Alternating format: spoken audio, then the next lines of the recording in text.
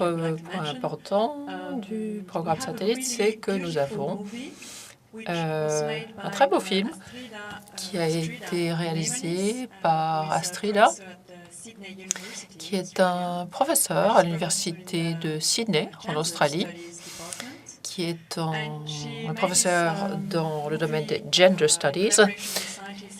Et elle a fait ce film en collaboration avec différents artistes pour parler de la manière dont nous utilisons les ressources maritimes et quel est le point de vue de la mer elle-même, que la mer est épuisée. Et maintenant, nous nous trouvons à un moment, à une époque où on parle de réchauffement climatique, on est épuisé, mais la mer parle aussi.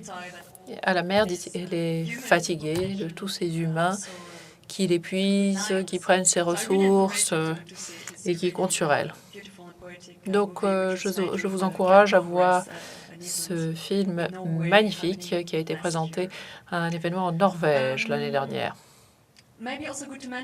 Alors, peut-être est-ce utile de mentionner aussi que vous pouvez voir comment nous avons construit l'identité visuelle et la bande sonore de Al Jaisemin. Nous avons travaillé avec des ingénieurs son du studio ATB qui ont travaillé en collaboration avec des robots pour faire toutes sortes de choses. Pour ce faire, ils ont collaboré avec des robots pour que les robots peignent en utilisant des couleurs et des couleurs faites à partir de pigments issus de microalgues. Et pour le son, nous avons travaillé avec Reeve Schumacher, qui est un artiste qui est basé à Arles et qui a enregistré différentes bandes sonores dans le laboratoire, que ce soit des cuves qui contiennent des algues ou de l'eau qui coule. Et il a créé une bande son sur base de tout ce qui se passe dans le labo. Alors, passons maintenant au dernier panel de discussion de la journée.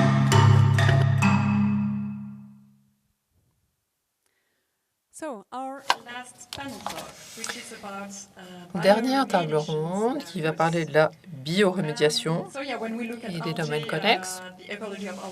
Quand on voit l'écologie des algues, on comprend très vite qu'elles peuvent contribuer considérablement à absorber le CO2 et autres nutriments. Maintenant, nous allons jeter un coup d'œil à différents projets qui travaillent avec les algues pour purifier soit l'air, soit l'eau. Nous avons Harriet qui nous a rejoint ici dans le studio. Harriet qui est la directrice artistique et directrice de recherche de l'atelier Luma qui va mener la discussion. Merci beaucoup. La mer est fatiguée et nous peut-être aussi un petit peu à la fin de cette longue journée consacrée aux algues. Mais nous avons un très beau panel de participantes pour cette dernière table ronde.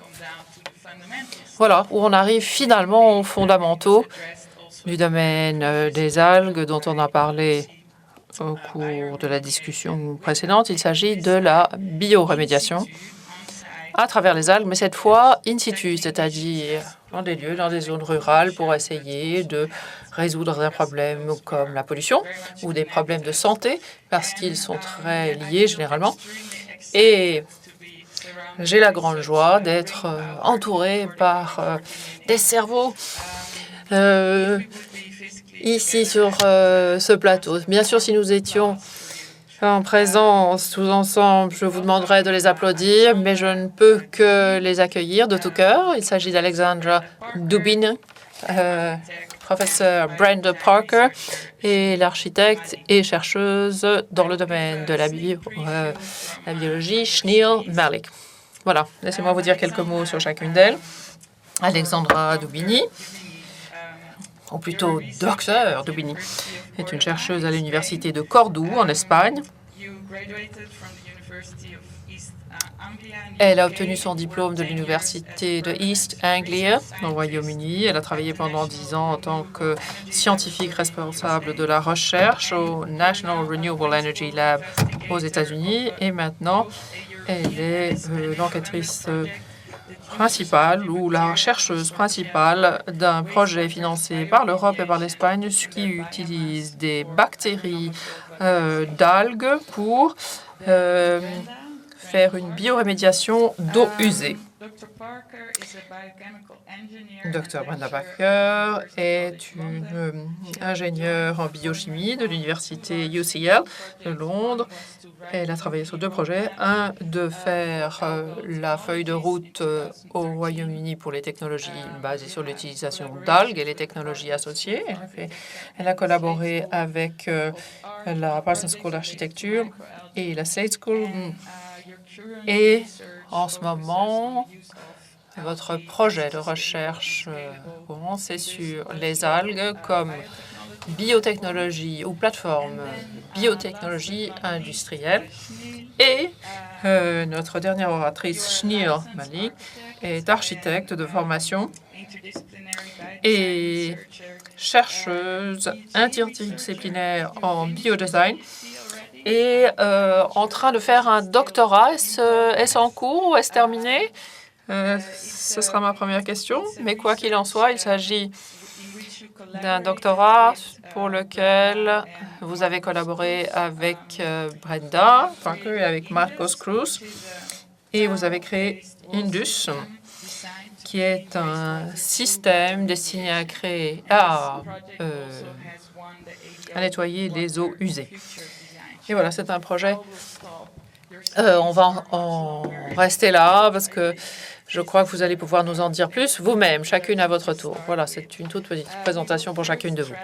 Maintenant, nous allons nous rendre virtuellement en Espagne pour rejoindre Alexandra et écouter ce qu'elle a à dire sur son projet de biorémédiation.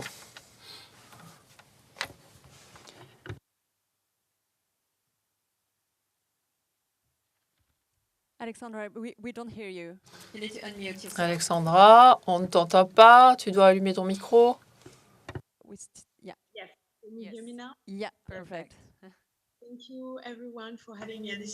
Bonjour à tous et merci de m'avoir invité à rejoindre le sommet. C'est une joie de parler à cette table ronde. Je vais vous parler du projet WABA, qui veut dire biorémédiation de l'eau en utilisant des bactéries d'algues pour les zones rurales. Nous avons bénéficié d'un financement européen et nous avons travaillé à 4 laboratoires, la France, l'Espagne et le Maroc.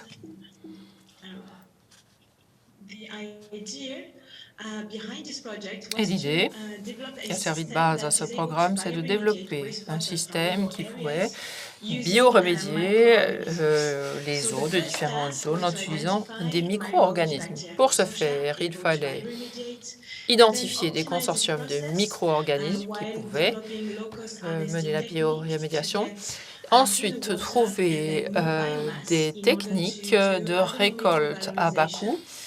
Et puis faire, pour une eau plus proche, une valorisation agronomique de la biomasse et puis mener une étude sur l'impact éventuel de ce projet.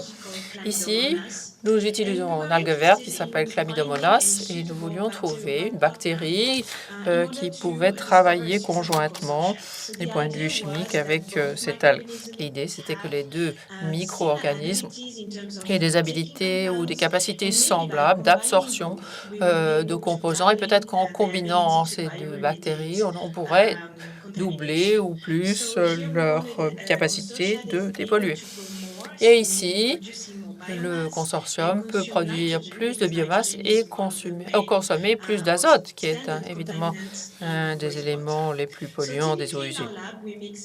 Dans notre laboratoire, nous mélangeons donc différentes souches de bactéries, différentes algues, et on voit comment elles réagissent.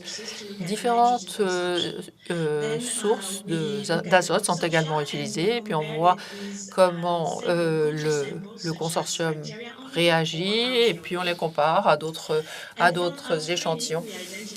Pour notre screening, on a utilisé la pink bacteria, la bactérie rose, qui était l'élément idéal pour fonctionner en consortium avec le Chlamydomonas.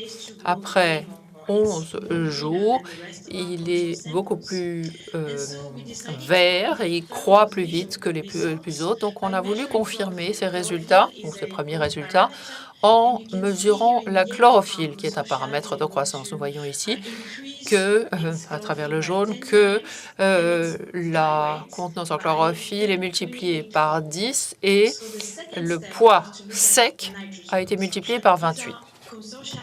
Donc, est-ce que notre consortium de bactéries est capable d'absorber l'azote? Vous voyez qu'après 2 jours, sur la barre jaune, le consortium est capable d'absorber tout ce qui se trouve dans le petit univers, et le nitrite et le nitrate et l'azote donc sont absorbés beaucoup plus efficacement par un consortium que par les autres échantillons test.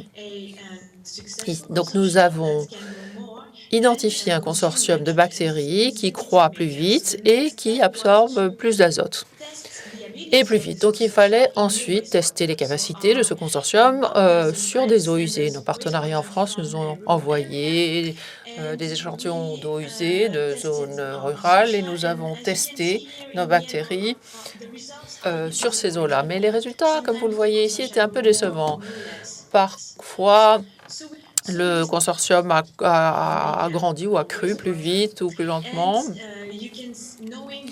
Et vous voyez que évidemment, ceci peut booster la croissance de bactéries, mais on voit que le consortium est beaucoup plus vert ici que les autres échantillons et que la concentration en chlorophylle, les paramètres de croissance, s'améliorent au fil des jours, ainsi que le poids sec.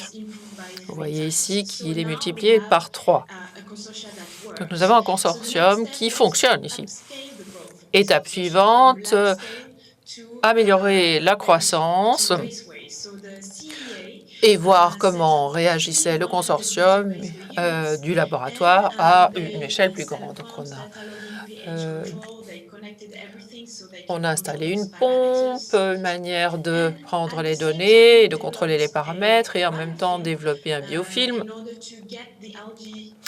pour que les algues se lient de plus en plus jusqu'à ce qu'elles puissent continuer toutes seules. Donc ceci, c'est une technique de récolte peu chère, peu coûteuse et nous avons pu accumuler de la biomasse facilement.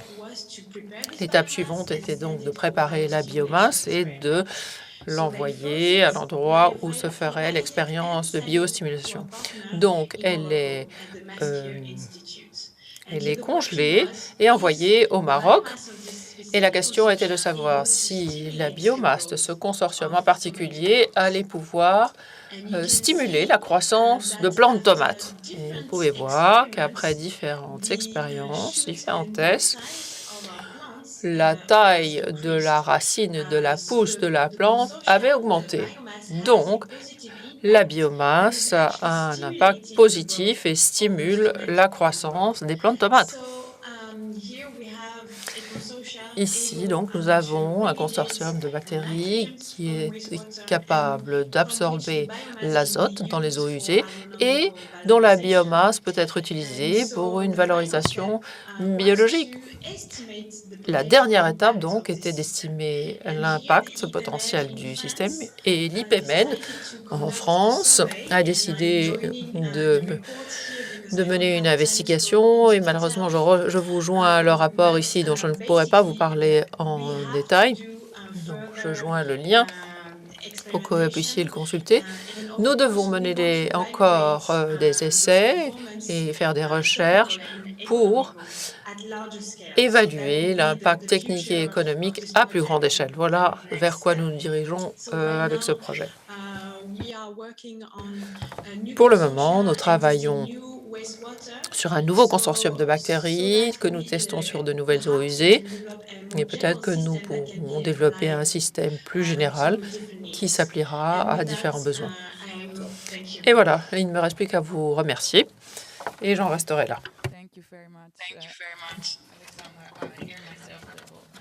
Merci beaucoup, Alexandra. Très impressionnant tout ça. Très impressionnant de voir les résultats de votre projet de recherche. À la fin, vous dites que dans d'autres situations, c'est-à-dire avec d'autres consortiums de bactéries, on pourrait répondre à d'autres besoins.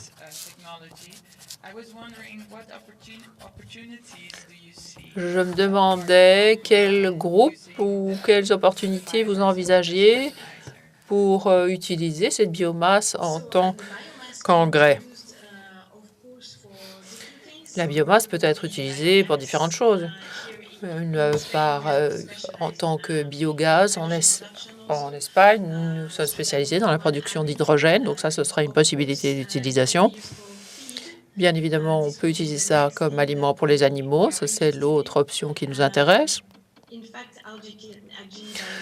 Et en fait, la biomasse d'algues peut être utilisée pour bien d'autres choses. Donc vraiment, ça offre beaucoup de possibilités.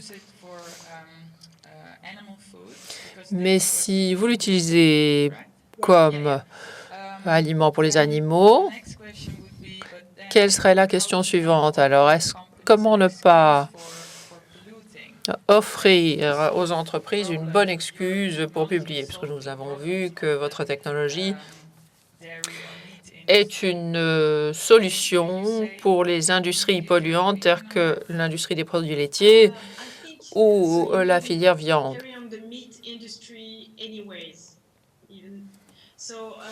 Pour répondre à votre question, je dirais que la manière dont je vois les choses, c'est que nous allons peut-être devoir développer une option parallèle, c'est-à-dire qu'utiliser les algues pour remplacer petit à petit la viande. Évidemment, on ne peut pas empêcher les gens de manger de la viande parce que les gens aiment ça encore. Mais si petit à petit, on peut réduire les effets polluants de l'industrie et développer un nouvel aliment qui est basé soit sur les algues, soit sur les plantes, nous allons dans la bonne direction, je crois.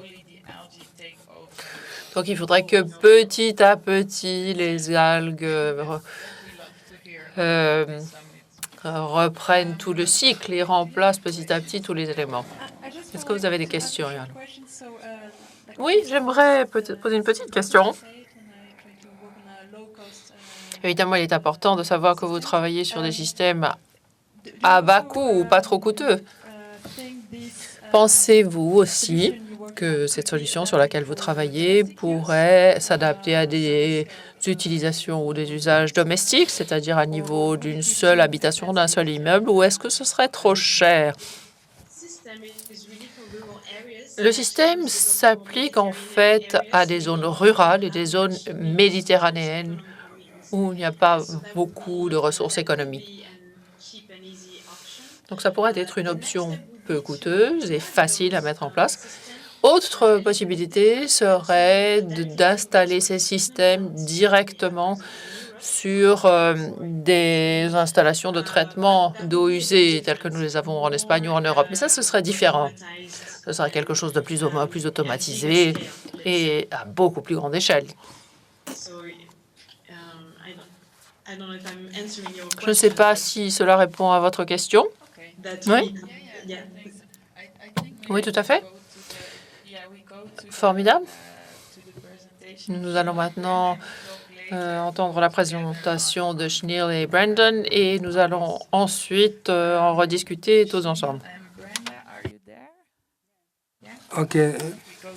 Passons maintenant à Brenda et à Schneel.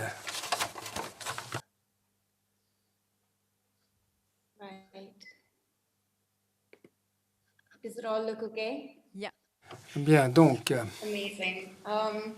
merci donc de m'inviter pour faire partie du sommet des algues. En fait, Brenda est à Londres, moi je suis en Inde. Ceci étant,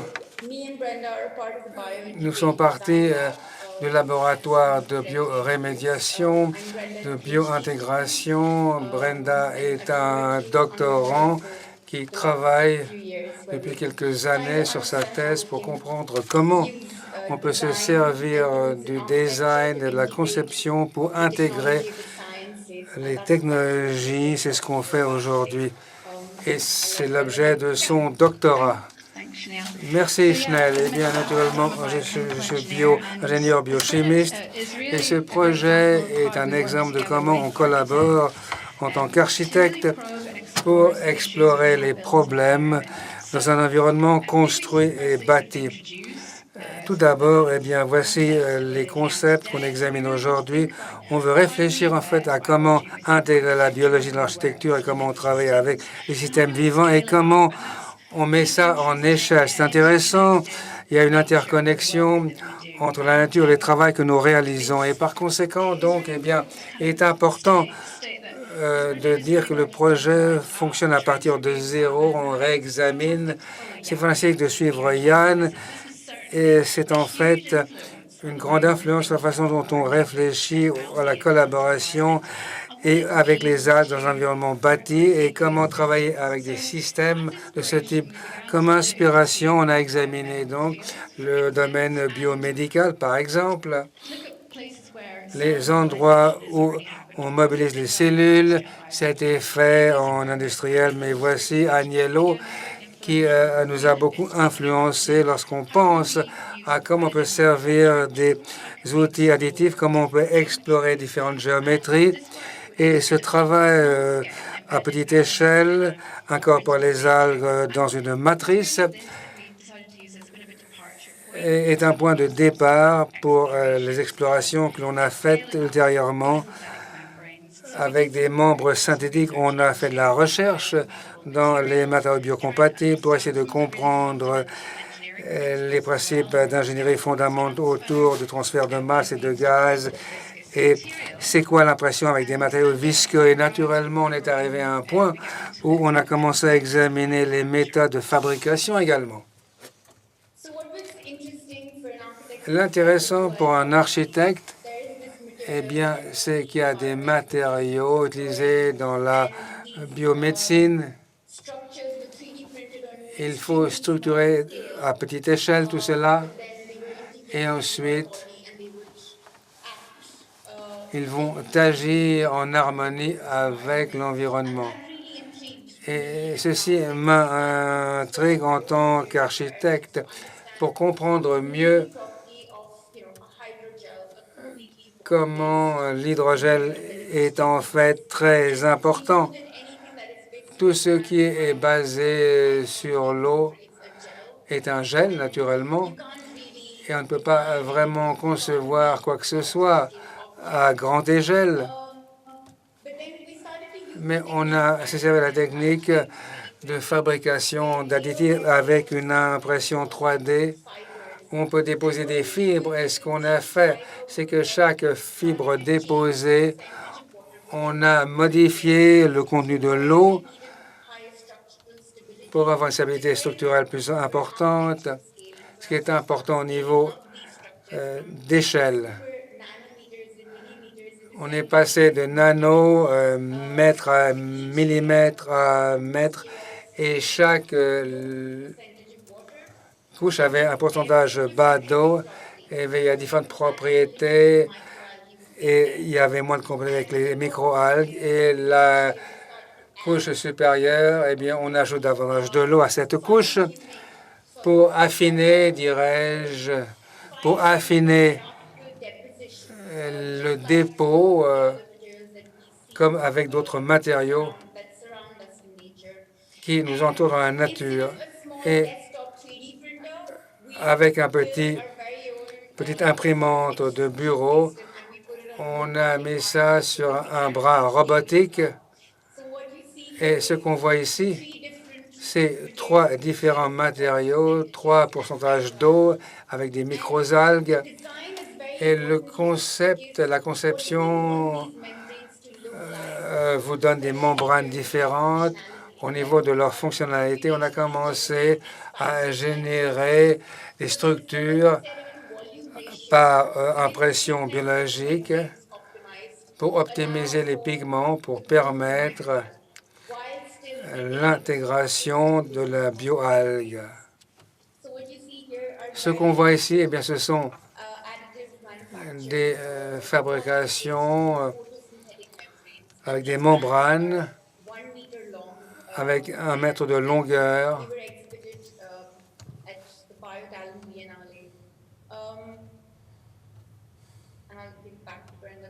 Bien, Brenda, à toi. Eh bien, donc, naturellement, à l'époque, eh bien, lorsqu'on travaillait sur les membranes synthétiques, on se demandait comment relier ceci avec l'idée de la biorémédiation. J'y travaille depuis très longtemps et autour du captage de métaux lourds, par exemple, ou de nitrates.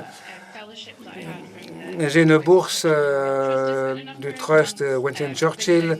En tant que résident, eh bien, j'essayais de comprendre pourquoi la biorémédiation fait l'objet de beaucoup de recherches, mais est peu mise en œuvre. Je pense que le design et que la conception, ainsi que les autres facteurs sociaux, sont le lien manquant, le chaînon manquant. On a commencé dans ce projet. Nous avions l'occasion, eh bien, d'aller en Inde, à Calcutta. On a rencontré plusieurs artisans qui ont créé une petite coopérative, une étude de cas que l'on a étudiée pour comprendre l'échelle, la taille, les ressources disponibles en Inde pour les gens qui travaillent sur ce site et les volumes d'eau et d'effluents et quels sont les défis. Ils travaillent de façon décentralisée. Ces personnes veulent protéger leur vie, mais il y a d'autres pressions pour remplir les réglementations du traitement des eaux usées. Par conséquent, c'est en fait, dirais-je, un bond en avant important. Voici la prochaine conception qui est le départ de ce projet. Et en fait, on a vérifié l'idée de l'immobilisation des cellules. Et plutôt que de penser à une impression à 3D ou à une extrusion robotique, on a réfléchi à la construire d'un échafaudage pour être en mesure d'explorer différents types de géométrie, mais d'incorporer ceci dans l'environnement bâti des fabricants sur le site. Eh bien là, on a conçu ces échafaudages en céramique qui sont intégrés avec des microalgues dans la structure. C'est intéressant pour moi de comprendre ou de connaître d'où viennent les eaux usées en examinant les artisans et leur structure. D'un point de vue d'architecte, on peut commencer à penser comment on peut construire quelque chose qui n'améliore pas leur environnement, mais qui va former une fonction et contribuer au nettoyage des eaux usées. C'est en fait, dirais-je, des tuiles avec un mur vertical.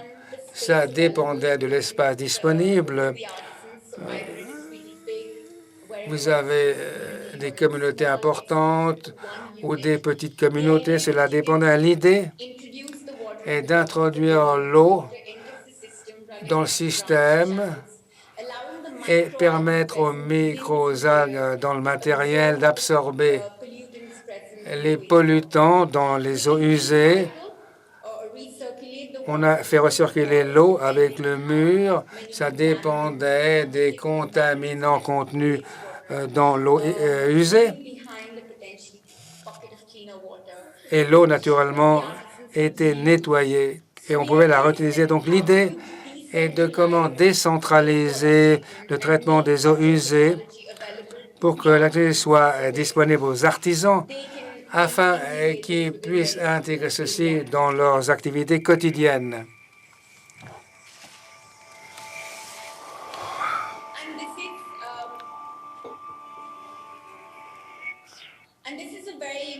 C'est très important comme élément.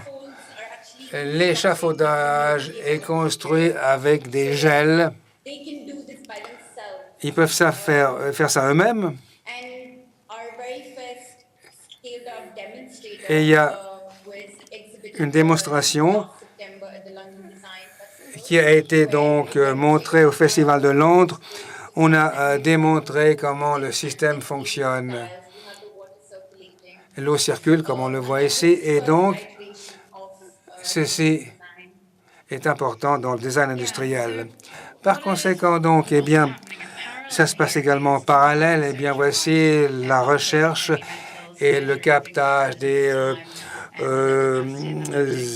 métaux lourds et du temps de résidence pour ralentir le passage de l'eau dans le circuit du mur. Par exemple, d'un point de vue d'industrie 0.0, on a décidé d'explorer différents types de géométrie complexe pour examiner le rôle du mur au niveau esthétique, qui est très intéressant. L'idée d'examiner et de mettre en question les aspects autour des algues de l'environnement bâti, mais également c'est une occasion de prouver la performance au niveau de la géométrie. À mon sens, ceci est très passionnant en tant que domaine. Il faut examiner. Il y a d'autres façons différentes. On aurait peut-être construit une cuve standard. Dans ce cas, on voulait avoir une méthode plus élégante pour contrôler l'écoulement de l'eau, pour optimiser le volume. Et là, voici la version d'Endes que l'on voit aujourd'hui au Design Museum à Londres. Pour finir mon propos, eh bien, lorsqu'on parle de l'idée de biorémédiation, ça ne peut pas être accompli uniquement par les designers ou les scientifiques seuls. C'est un effort de collaboration, mais également ceci effleure l'idée de l'économie circulaire qui prolonge la vie de ce qui a été créé par l'homme et améliorer les choses. Donc, c'est en fait la vision pour le système. Ce n'est pas uniquement le fait d'arrêter les pollutions, mais c'est une façon de recycler, d'améliorer les nutriments dans l'environnement. Et en fait, j'ajouterais, pour finir, que le contexte est très important. Il ne faut pas dupliquer ça partout dans le monde avec ce mur, mais l'idée est de comprendre les principes et de comprendre le contexte biologique et environnemental, et ensuite de savoir comment on peut avoir une itération de ce mur plus volumétrique au niveau du paysage et comment un designer ou un ingénieur biochimique peuvent collaborer. Je pense que ce sont les projets qui sont le départ de ce trajet au niveau de la biorémédiation. Merci beaucoup. Merci Schneel et Brenda. Je suis très impressionné par votre travail. Et il y a vraiment une relation très étroite. On le sent entre vous deux. Très amusant, c'est beaucoup amusé. Merci. Lorsqu'on traite de sujets très sérieux, c'est pas uniquement la science et le design qui se rassemblent, qui collaborent. Le contexte local, rural est important également. Plus les polluants dans l'industrie. Donc, c'est vraiment un rassemblement d'idées et de projets. Je me demande maintenant comment les gens ont réagi sur le terrain en Inde au niveau de la conception. Est-ce que vous avez un projet pilote? Comment faire en sorte que les gens prennent conscience de cette biorémédiation? Eh bien, je pense que c'est la prochaine étape en ce qui nous concerne. On va aller sur le terrain pour faire des expériences et engager les gens par des ateliers pour comprendre ce qui se passe, comment les gens peuvent construire ce mur et le maintenir en état. Ceci fait partie de notre vision. Et ensuite, on aura l'industrie 1.0. Et l'important, c'est la démonstration disée par Schnell au London Festival. Eh bien, en fait, on ne faisait pas ça pour tester les performances de biorémédiation. Seulement, le festival de design a l'occasion de voir comment les gens réagissent à tout cela. Quelles sont les questions posées par le public? Et je pense que l'idée du traitement des eaux usées est cachée dans nos villes. Je ne sais pas vraiment où se trouve l'usine de traitement d'eau usée. Il faut vraiment renforcer la relation visible avec l'eau et les gens doivent se sentir engagés. Et par conséquent, eh bien, la prochaine étape, il y aura encore un prototype à faire avant que ça se passe. Bien, je pense que c'est très important. Je me demande comment, Alexandra, eh bien, vous allez réagir sans la conception, sans l'aspect conception, la question de rendre visible le traitement des eaux usées, c'est important. Vous commencez maintenant à mettre en œuvre ce système en Espagne. Alexandra, as-tu une direction du public où c'est peut-être prématuré? Est-ce que tu essaies de rendre ça visible au niveau culturel? Quel est ton feedback du terrain? Tout le monde n'est pas d'accord avec des algues. Il faut convaincre les gens de traiter les eaux usées avec des algues. Il faut convaincre l'industrie, la filière. Et ils sont prêts à travailler avec vous pour voir quelles sont les propriétés des algues pour traiter les eaux usées. Le second problème également, c'est la quantité des eaux usées qu'on est en mesure de traiter. Par conséquent, par exemple, eh bien, au niveau de votre projet, eh bien, combien d'eau peut-on traiter? Combien de volume peut-on traiter? C'est un problème car normalement, eh bien, les traitements, les usines sont énormes de traitement des eaux usées. Par conséquent, donc, il y a un effort pour installer un nouveau système avec des algues ou un groupe d'algues et de bactéries pour savoir quels sont les effets sur le système. La technologie, naturellement... Oui, oh, pardon, je te coupe la parole. La technologie, Alexandra, que tu suggères est complémentaire aux tests organiques, au traitement des eaux usées ou les systèmes dont a parlé Schnell et Brenda sont complémentaires, mais séparés et à plus petite échelle, si je comprends bien. Absolument, absolument. Et c'est intéressant comme remarque. Je me rappelle lorsque je me suis rendu là-bas, il y a beaucoup de traitements des eaux usées qui est déactivé par les contaminants et les métaux lourds. Il faudrait peut-être un pré-traitement, donc c'est ce qu'on a pu observer, mais la mise à échelle est un défi, naturellement. Et il faut réfléchir également à l'acceptance, à l'acceptabilité. Les algues sont considérées comme un risque important. Il faut parler naturellement de la maîtrise de l'homme sur la nature, mais on n'a pas encore été en mesure de cultiver, de contrôler les algues. On travaille avec des algues, mais on commence à comprendre comment elles fonctionnent au niveau des souches. Vous avez déjà parlé de ce point. Les outils de contrôle qu'on offre, qu'on propose aux communautés locales sont importants. Tu pourrais en parler, Brenda?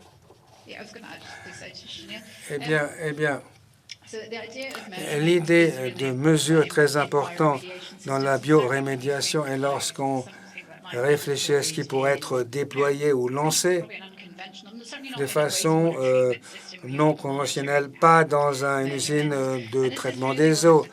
C'est ce qu'on a examiné, dirais-je, la durée de vie d'Indes. Peut-être que tu voudrais en parler, Schnell. Comment on y a réfléchi au niveau de la circularité de système? Eh bien, donc, je pense qu'il y a différents éléments.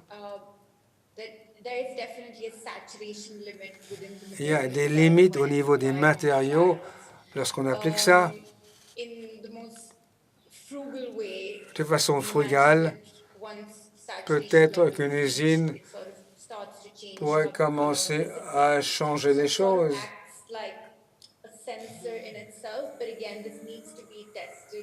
Il faut adapter tout ça au laboratoire. C'est ce qu'Alexandra a mentionné. les contaminants the quantity of et les quantités de contaminants et contaminants combien de are found in contaminants water.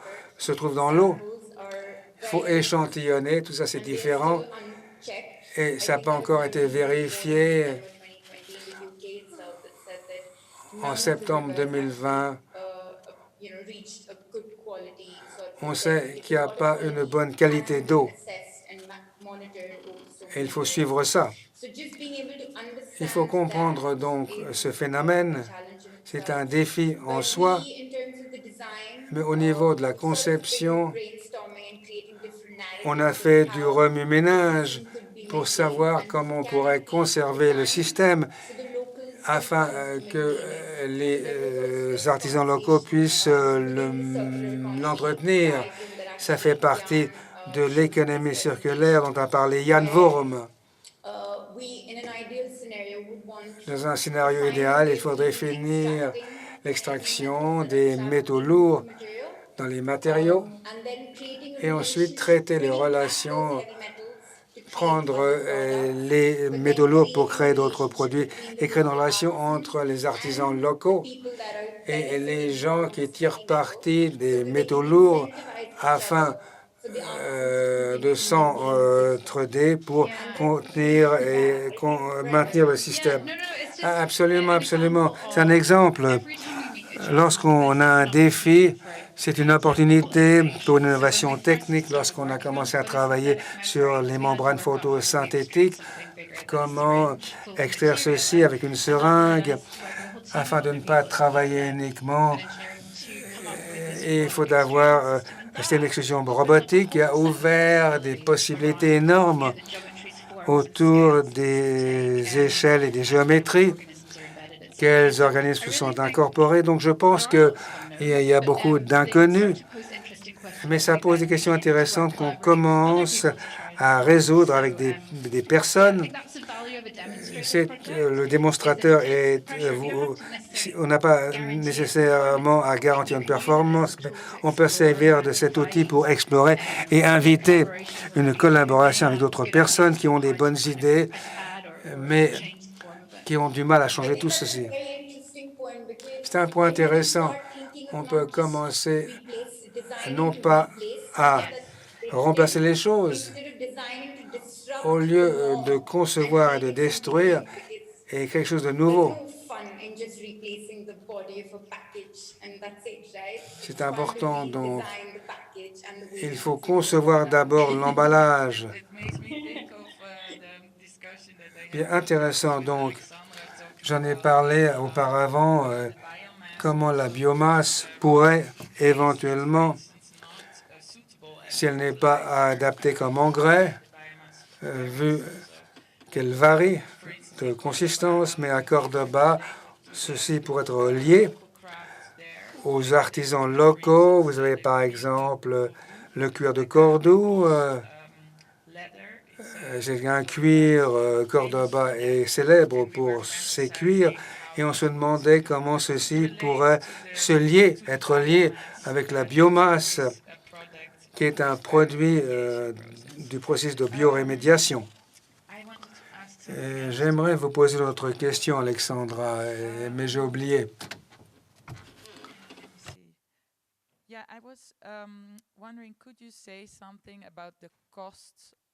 Quid des coûts de la biorémédiation comparé aux traitements normaux?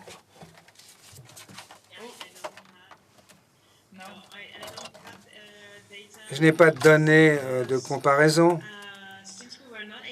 On n'a pas été en mesure de monter en échelle. Par conséquent, on n'a pas de données pour analyser à long terme tout ceci. Par conséquent, ceci est un projet qu'on aimerait faire à l'avenir, mais on n'a pas encore un modèle économique pour le faire, pour l'instant. Très intéressant, eh bien, il y a beaucoup de justifications qui doivent revenir à un système de valeurs. Lorsqu'on parle du capital naturel, quelle est la valeur de l'eau verte, de l'eau pure? Il faut se servir de la biomasse. C'est un défi pour nous. C'est un peu prématuré dans ce type de recherche où on essaie d'examiner comment le modèle économique fonctionne, mais c'est en fait une substance indispensable. C'est fascinant comme domaine car il y a beaucoup de pression concurrentielle pour être en mesure de démontrer beaucoup de choses en même temps, ce qui n'est pas facile à faire, comme vous le savez. Par conséquent, Alexandra, oui. Alexandra, eh bien, j'aimerais ajouter que les pressions exercées sur nous, sur les coûts, comment mettre en œuvre ceci rapidement, de façon efficace, je pense qu'on pourrait vendre cette idée avec une économie circulaire basée sur les algues et sur le CO2 et la création de biomasse. Et cette algue qui vit peut servir de biorémédiation. Donc, on peut faire beaucoup de choses avec cette algue unique. Par conséquent, les coûts, éventuellement, ne sont pas très importants. Au niveau du litre de traitement d'eau usée, si on se sert d'algues. Mais qu'est-ce qu'on peut faire avec les algues en général dans l'économie circulaire ou bio? Bien, ce que vous disiez finalement, Alexandra, c'est que pour monter en échelle et pour mettre en œuvre les technologies, naturellement, il faut un soutien financier. Mais surtout, il faut changer de mentalité, ce qui est nécessaire. Absolument.